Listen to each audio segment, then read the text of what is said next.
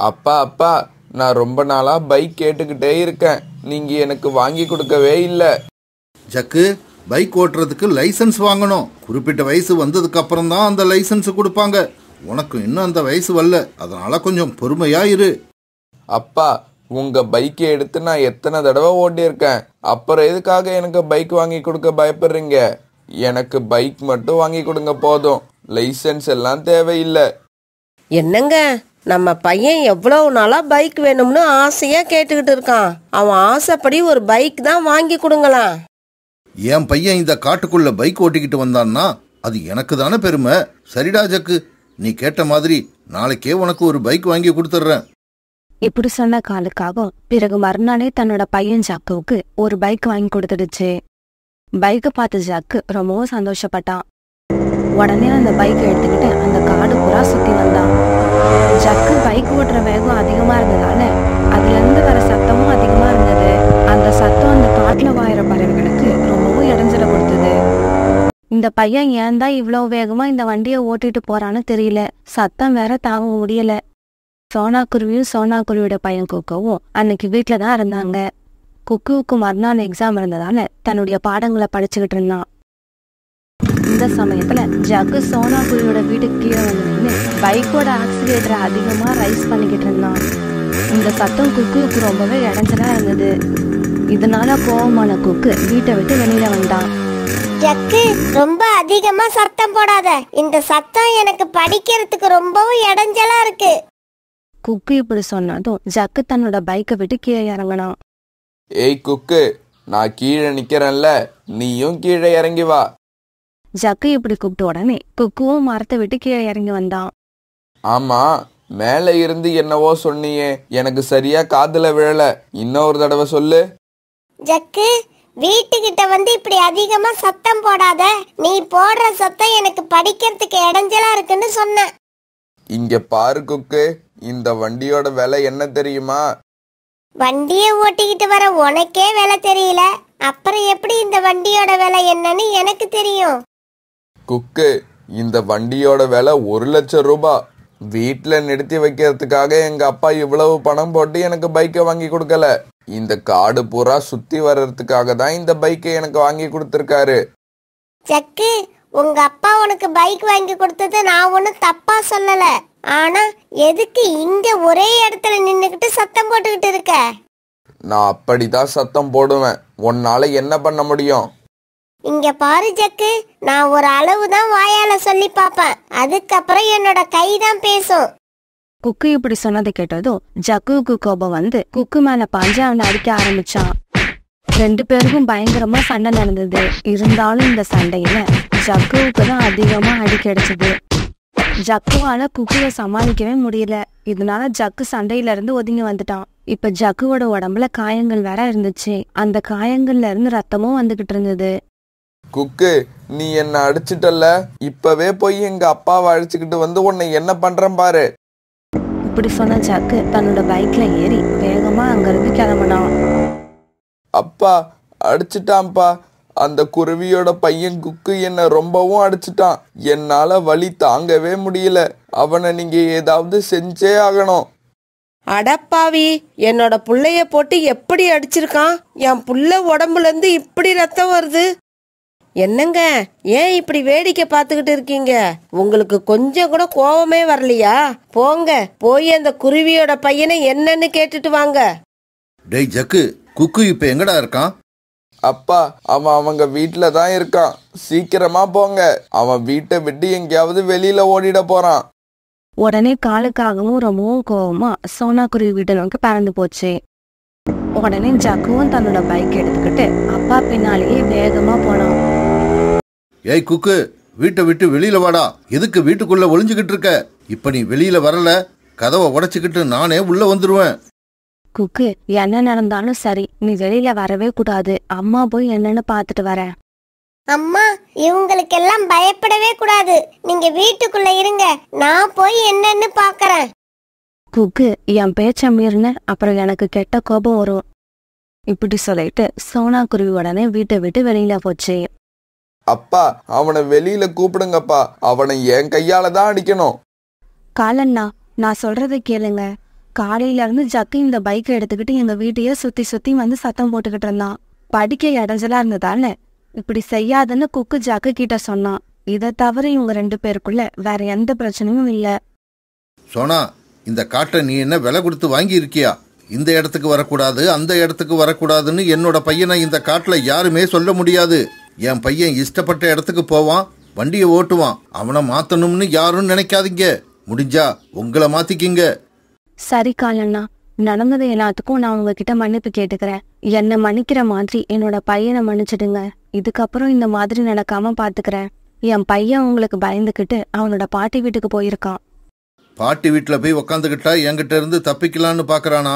இங்க பாரு சோனா, அவன் எங்க போனாலும் என்கிட்ட இருந்து தப்பிக்கவே முடியாது. ஜக்கு, வண்டியை ஏறா. இந்த குக்குவை இன்னொரு நாள் பார்த்துப்போம். பிறகு ஜக்கு வண்டியை ஓட்ட காலுக்காக பின்னால உக்காந்துக்குச்சே. பிறகு இந்த 2 பேரும் இப்படியே பொறுமையா அந்த காட்டையே சுத்தி வந்தாங்க. இப்படியே சில நாட்கள் நகர்ந்துச்சு. பிறகு ஒரு நாள் ஜக்கு தன்னோட பைக்கை எடுத்துக்கிட்டு அந்த காட்டுல ஒரு இடத்தையே சுத்தி சுத்தி வந்துகிட்டு இருந்தான்.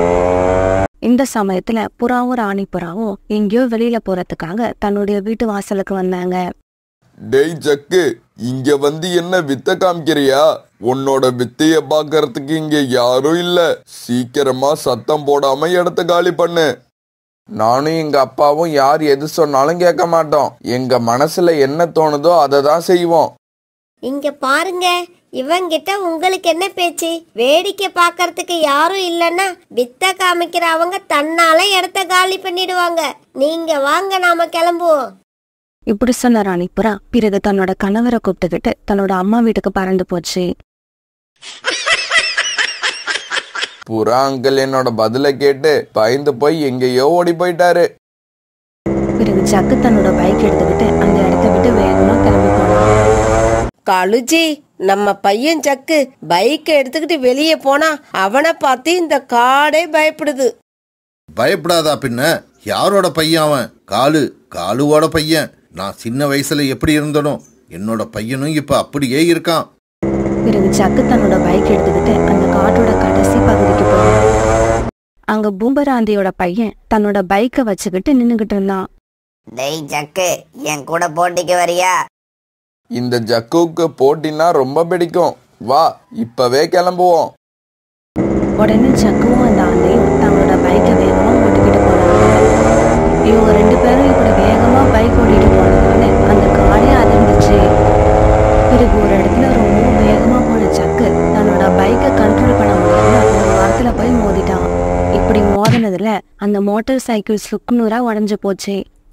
அந்த பைக்கை ஓட்டிட்டு போன ஜக்கு ரொம்ப தூரம் தள்ளி ரத்த காயங்களோட கீழே விழுந்து துடிச்சுக்கிட்டு இருந்தான். இப்படி கொஞ்ச நேரம் துடிச்சுக்கிட்டு இருந்த ஜக்கு பிறகு அப்படியே இறந்து போயிட்டான். இந்த விஷயத்தை கேள்விப்பட்ட எல்லா பறவைகளும் அந்த இடத்துக்கு போனாங்க. ஜக்கு, உனக்கு இப்படி ஒரு நிலைமை வரணும்னு நான் நினைக்கவே இல்லடா. இப்படி எல்லாம் ஆகும்னு தெரிஞ்சிருந்தா நாங்க உனக்கு பைக் வாங்கி கொடுத்துருக்கவே மாட்டோம். கோரி அக்கா, நடந்தது எதுவுமே யதார்த்தமா நடக்கல. நடந்தது எல்லாமே நீங்க செஞ்ச தப்பு. பைக்ல ரொம்ப வேகமா போகக்கூடாதுன்னு நீங்க ஆரம்பத்திலேயே உங்க பையனை கண்ட்ரோல் பண்ணி வச்சிருந்தீங்கன்னா இந்த விபத்து இப்ப நடந்திருக்காது. உங்க பையனும் உயிரோட இருந்திருப்பான். ஆமாங்கோரி, உங்களோட பையன் பைக்ல போற வேகத்தை பார்த்து புத்திமதி சொல்ல வேண்டிய நீங்களே அவனை நினைச்சு பெருமைப்பட்டீங்க. அதனால வந்த வேணதான் இது. கண் கேட்ட பிறகு சூரிய நமஸ்காரம் பண்ண ஆசைப்பட்டா என்ன பண்ண முடியும்? எதுவும் பண்ண முடியாது. அதனால விபத்து நடக்கிறதுக்கு முன்னாடியே நாம வேகமா போறத குறைச்சிக்கிட்டா நமக்கும் நல்லது, ரோட்ல போற மற்றவங்களுக்கும் நல்லது. அன்னைக்கு சாயங்காலம் அந்த காட்டுல திடீர்னு மழை பெய்ய ஆரம்பிச்சது. சோனா குருவி தன்னுடைய வீட்டுல கிச்சடி தயார் பண்ணிக்கிட்டு இருந்தது. அந்த சமயத்துல புறா ஒரு கூடை எடுத்துக்கிட்டு சோனா குருவி வீட்டுக்கு வந்தது. அம்மா, புறாங்கள் கூப்பிடுற சத்தம் கேக்குது. சீக்கிரமா கதவை திறங்க. உடனே சோனா குருவி வாசல் கதவை திறந்துக்கிட்டு வெளியில போச்சு. புறாண்ணா, ஏன் வெளியில நிக்கிறீங்க? உள்ள வாங்க. இல்ல சோனா, நான் சீக்கிரமா வீட்டுக்கு போகணும். இந்த வாழைப்பழங்களை உன்கிட்ட கொடுத்துட்டு போகலாம்னு தான் வந்தேன். புறாண்ணா, என்னை ஞாபகம் வச்சு இந்த வாழைப்பழங்களை எடுத்துட்டு வந்ததுக்கு நன்றி. கொஞ்ச நேரம் இருங்க, இதோ வந்துடுறேன். இப்படி சொன்ன சோனா குருவி அந்த வாழைப்பழங்களை எடுத்துக்கிட்டு வீட்டுக்குள்ள போச்சு. பிறகு ஒரு சின்ன டிஃபன் பாக்ஸ்ல கிச்சடியை வச்சு எடுத்துக்கிட்டு வெளியில வந்தது. புறாண்ணா, இந்த கிச்சடியை எடுத்துட்டு போய் ராணி கிட்ட கொடுங்க. கொக்கு ரொம்ப நாளா கிச்சடி கேட்டுக்கிட்டு இருந்தான், அதனால இன்னைக்கு நான் கிச்சடி தயார் பண்ணேன். சோனா, இந்த மாதிரி மழை பெய்யறப்ப சுட சுட கிச்சடி சாப்பிட்டா நல்லா தான் இருக்கும். இப்படி சொன்ன புறா பிறகு அந்த டிஃபன் பாக்ஸ் எடுத்துக்கிட்டு தன்னோட வீட்டுக்கு பறந்து போச்சு. அதே காட்டில் 2 காகங்கள் வாழ்ந்து வந்தாங்க. அவங்களுக்கு நண்பர்கள்னு யாருமே கிடையாது. ஏன்னா இவங்க கிட்ட இருந்த திருட்டு குணமும் சண்டை போடுற குணமும் இவங்க கிட்ட யாரும் பழக விடாம தடுத்து வச்சிருந்தது.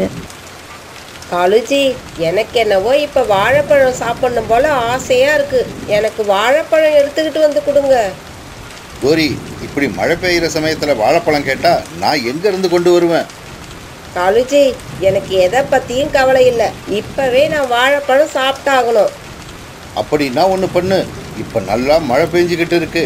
கண்டிப்பா புறாவோட வாழைத்தோட்டத்தில் இப்போ யாருமே காவலுக்கு இருக்க மாட்டாங்க. சீக்கிரமா அங்கே போய் உனக்கு தேவையான வாழைப்பழங்களை சாப்பிட்டுட்டு வீட்டுக்கு வந்து சேரு. காலுக்காக இப்படி சொன்ன உடனே கோரிக்காக வாழைப்பழம் சாப்பிட்ற ஆசையில் அந்த மழையில் பறந்து போச்சு. இப்படி போன கோரிக்காகவும் புறாவோட வாழைத்தோட்டத்துக்கு போய் ஒரு வாழை மரத்து மேலே உட்காந்துது. ராணி, இந்த டிஃபன் பாக்ஸ்ல சோனா குருவி கொடுத்த கிச்சடி இருக்கு. இத நீ சாப்பிடு. நான் நம்ம தோட்டம் வரைக்கும் போயிட்டு வந்துடுறேன். என்னங்க, இந்த மாதிரி மழை பெய்யறப்ப நம்ம வாழை தோட்டத்துல யார் வந்து திருட போறா? வாழை தோட்டத்துக்கு நாளைக்கு போய்க்கலாம். பேசாம வீட்ல இருங்க. அப்படி இல்ல ராணி, இந்த மாதிரி சமயங்கள்ல தான் திருட்டு நடக்க நிறைய சான்ஸ் இருக்கு.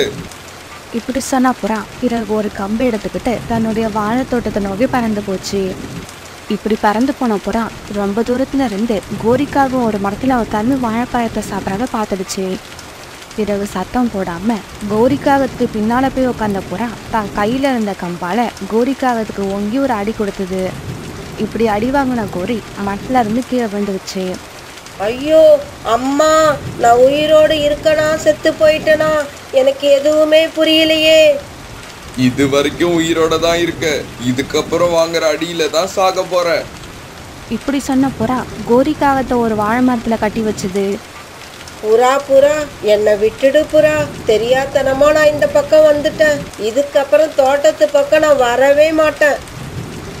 பிறகு கொஞ்ச நேரத்துக்கு அப்புறம் பெஞ்சுக்கிட்டு இருந்த மழை சுத்தமா விட்டுடுச்சு. மழை விட்டதுக்கு அப்புறம் கோரிக்காகத்தோட கட்டாவத்து விட்ட புறா கோரிக்காகத்தை பார்த்து இப்படி சொல்லுச்சு. கோரி, வாழைப்பழங்களை பறிச்சு இங்க இருக்க கூடைகள்ல அடுக்கி வை. புறா, நான் வீட்டை விட்டு கிளம்பி ரொம்ப நேரம் ஆகுது. என்னை காணாம என்னோட காலுஜி தவிச்சுக்கிட்டு இருப்பாரு. தயவு செய்து என்னை விட்டுடு. நான் வீட்டுக்கு போகணும். முதல்ல நான் சொன்ன வேலையை செய். அதுக்கப்புறம் வீட்டுக்கு போறத பத்தி யோசிக்கலாம். பிறகு வேற வழி இல்லாத கோரிக்காகவும் அங்கிருந்த கூடைகள்ல வாழைப்பழங்களை பறிச்சு போட ஆரம்பிச்சது. இப்ப அங்கிருந்த 3 கூடைகளும் வாழைப்பழங்களால நிரம்பிடுச்சு. கோரி, நீ இப்ப வீட்டுக்கு போகலாம். ஆனா இன்னொரு தடவை உன்னை இந்த தோட்டத்துல பார்த்த உன் காலை உடைச்சிடுவேன். பிறகு கோரிக்காக அழுதுகிட்டே தன்னோட வீட்டுக்கு பறந்து போச்சு. காலுஜி, அந்த புறா என்னை ரொம்ப அவமானப்படுத்திடுச்சு. என்னை அடிச்சதோடு மட்டும் இல்லாம அதோட தோட்டத்துல என்ன வேலை செய்ய வச்சிருச்சு. இப்படி ஒரு அவமானத்தை நான் சந்திச்சதே இல்ல. கோரி, என்ன சொல்ற நீ? நடந்ததை தெளிவா சொல்லு. பிறகு கோரிக்காக நடந்தது எல்லாத்தையும் காலுக்காகத்துக்கிட்ட சொல்லுச்சு. கவலைப்படாத கோரி, புறாவை எப்படி பழி வாங்குறதுன்னு எனக்கு தெரியும். சோனா, நீ இப்ப எங்க கிளம்பிட்ட? புறாண்ணா, நான் உணவு தேடி கிளம்பிக்கிட்டு இருக்கேன். சோனா, நான் இப்ப வாழைப்பழங்களை எடுத்துக்கிட்டு மார்க்கெட்டுக்கு போகணும். நான் திரும்பி வர சாயங்காலம் ஆயிடும். அதனால நான் வர்ற வரைக்கும் என்னோட தோட்டத்தை காவல் காக்கிற வேலையை நீ பாரு. சாயங்காலம் நீ வீட்டுக்கு போகும்போது உனக்கு தேவையான பழங்களை நான் கொடுக்கறேன். இதுக்கு ஒத்துக்கிட்ட சோனா குருவி பிறகு புறாவோட வாழைத்தோட்டத்தை காவல் காக்க ஆரம்பிச்சது.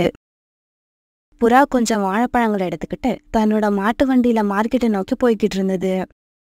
தன்னோட மாமா வீட்டுக்கு போன காலுக்காகவும் நடந்தது எல்லாத்தையும் மாமா கிட்ட சொல்லுச்சு. மாமாஜி, சீக்கிரம் கிளம்புங்க. என் மனைவிக்கு ஏற்பட்ட அவமானத்தை என்னால தாங்க முடியல. இங்க பாரு காலு, எனக்கு கூட வாழைப்பழம் சாப்பிடணும் போல ரொம்ப ஆசையா இருக்கு. புறாவோட தோட்டத்துல இருந்து நாம திருடிக்கிட்டு வர்ற வாழைப்பழத்தை நாம ஆளுக்கு பாதியா பங்கு போட்டுப்போம். இப்படி பேசிக்கிட்ட காலுக்காகவும் காலுக்காகத்தோட மாமாவும் புறாவோட வாழைத்தோட்டத்தை நோக்கி பறந்து வந்தாங்க. என்னது, சோனா குருவி எதுக்காக இங்க உக்காந்துருக்கு? ஒருவேளை புறாவோட தோட்டத்தை சோனா குருவி தான் காவல் காக்குதா? இந்த குருவி சும்மா உக்காந்து இருந்தா கூட பரவாயில்ல, கையில பெரிய கம்பு வேற வச்சிருக்கு. அதை பார்த்தாலே எனக்கு பயமா இருக்கு. மாமாஜி, நாம இப்ப அவசரப்பட வேண்டாம். வீட்டுக்கு போயிட்டு ராத்திரி வருவோம்.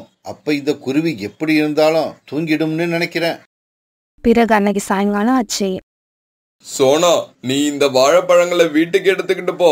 ஆனா ஒரு விஷயம், இந்த பழங்களை கொண்டு போய் உன் குழந்தைகிட்ட கொடுத்துட்டு மறுபடியும் இங்க வந்துடு. ஏன்னா இன்னைக்கு ராத்திரியும் நீ தான் காவல் காக்கணும். அதனால பரவாயில்ல புறாண்ணா, இதை இப்பவே போய் என் குழந்தைகிட்ட இந்த பழங்களை கொடுத்துட்டு நான் திரும்பி வரேன். இப்படி சொல்லிட்டு தன்னுடைய வீட்டுக்கு போன சோனா குருவி தன்னுடைய குழந்தைகிட்ட பழங்களை கொடுத்தது. குக்கு, நீ இந்த பழங்களை சாப்பிட்டு படுத்து தூங்கு. அம்மா புறா அங்கிளோட வாழைத்தோட்டத்தை காவல் காக்க போறேன். காலையில தான் திரும்பி வருவேன். அம்மா, ராத்திரி உங்களுக்கு தூக்கம் வந்தா என்ன செய்வீங்க? குக்கு, அம்மா இன்னைக்கு வாழைத்தோட்டத்துக்கு போய் தூங்க தான் போறேன். ஆனா அதே சமயம் திருட்டு நடக்காமலையும் என்னால பாதுகாக்க முடியும். இப்படி சொன்ன சோனா குருவி பிறகு புறாவோட வாழைத்தோட்டத்துக்கு பறந்து போச்சு. வாழைத்தோட்டத்துக்கு போனதும் சோனா குருவி ஒரு பெரிய வலையை எடுத்து வாழை மரங்கள் மேல விரிச்சு வச்சது. அந்த வலையோட ஒரு முனையில ஒரு கயிறு கட்டி இருந்தது. பிறகு அந்த கயித்தோட மறுமுனைய தன்னோட கையிலேயே வச்சுக்கிட்டு ஒரு மரத்தடியில படுத்து தூங்க ஆரம்பிச்சது. காலுஜி, ராத்திரி ஆயிடுச்சு. மாமாவை அழைச்சிக்கிட்டு சீக்கிரம் கிளம்புங்க. அந்த புறா இந்நேரம் தூங்கி இருக்கும். அப்புறம் ஒரு விஷயம், ஒரு மரத்துல கூட வாழைப்பழம் இருக்கக்கூடாது. எல்லா பழத்தையும் பறிச்சு எடுத்துக்கிட்டு வந்துருங்க. காலையில தன்னோட வாழைத்தோட்டத்தை பார்த்துட்டு அந்த புறா வாயிலையும் வயிற்றுலையும் அடிச்சுக்கணும். பிறகு காலுக்காகவும் காலுக்காகத்தோட மாமாவும் புறாவோட வாழைத்தோட்டத்தை நோக்கி பறக்க ஆரம்பிச்சாங்க. இப்படி போனதும் இவங்க இருட்டுல வலை விரிச்சிருக்கிறது தெரியாம வாழை மரத்து மேல போய் உட்கார சோனா விரிச்சு வச்சிருந்த வலையில மாட்டிக்கிட்டாங்க. தாங்கிட்டே இருந்த கயிறை ஆட ஆரம்பிச்ச உடனே சோனா குருவியும் கண் விழிச்சிருச்சு. பிறகு அந்த கயித்தை மெதுவா இழுக்க ஆரம்பிச்சது. இப்ப காலுக்காகவும் காலுக்காகத்தோட மாமாவும் அந்த வலையில தலைகீழா மாட்டிக்கிட்டு கத்த ஆரம்பிச்சாங்க. காலு காலு, எனக்கு தலைகீழா தொங்கிக்கிட்டு இருக்கதால இப்ப மயக்கம் வர்ற மாதிரி இருக்கு. என்ன காப்பாத்து, இந்த வலைய விட்டு என்ன வெளியில எடு. மாமாஜி, நான் என்னவோ வெளியில நிக்கிறாப்புல என்ன காப்பாத்த சொல்றீங்க? நானும் உங்க கூட தான் இந்த வலையில மாட்டிக்கிட்டு இருக்கேன். இந்த சமயத்துல கம்பை எடுத்துக்கிட்டு சோனா குருவியும் அந்த வலைக்கிட்ட வந்துச்சு. இப்படி வந்த சோனா குருவி தாங்கிட்ட இருந்த கம்பால காலுக்காகத்தை வேக வேகமா அடிக்க ஆரம்பிச்சிச்சு. ஐயோ அம்மா, அடிக்காதீங்க அடிக்காதீங்க. சோனா, இந்த வலையில நாங்க 2 பேரும் தானே மாட்டியிருக்கோம். இருந்தாலும் நீ என்ன மட்டுமே அடிச்சின்னா அது என்ன நியாயம்? கொஞ்சம் அந்த பக்கம் போய் எனக்கு கொடுத்த மாதிரியே என்னோட மாமாவுக்கும் கொடு. ஏன்னா கிடைக்கிறதுல ஆளுக்கு பாதியா எடுத்துக்கணும்னு சொல்லிதான் என்னோட மாமா இந்த தோட்டத்துக்கு வந்தாரு. வேணாம் வேணாம் சோனா, என்ன அடிச்சிராத. நான் வயசானவன், என்ன அடிச்சிராத, என்ன அடிச்சிராத. இல்ல இல்ல, நான் எது கொடுத்தாலும் 2 பேருக்கும் சரிசமமா தான் கொடுப்பேன். இப்படி சொன்ன சோனா குருவி பிறகு கையில இருந்த கம்பால 2 பேரையும் அடிக்க ஆரம்பிச்சது. மறுநாள் பொழுது விடிஞ்சிச்சு. பிறகு பொழுது விடிஞ்சதும் புறா அப்புறம் காட்டுல உள்ள எல்லா பறவைகளும் அங்க வந்தாங்க. காலு, கோரி, இதுக்கப்புறம் நீங்க இந்த காட்டுல இருக்க கூடாது. இப்பவே இந்த காட்டை காலி பண்ணிட்டு உங்க மாமா கூட அவர் இருக்க காட்டுக்கே போயிடுங்க. பிறகு வேற வழி இல்லாத காலுக்காகவும் குறிக்காகவும் அந்த காட்டை விட்டுட்டு மாமாஜி இருக்கிற காட்டை நோக்கி பறக்க ஆரம்பிச்சாங்க.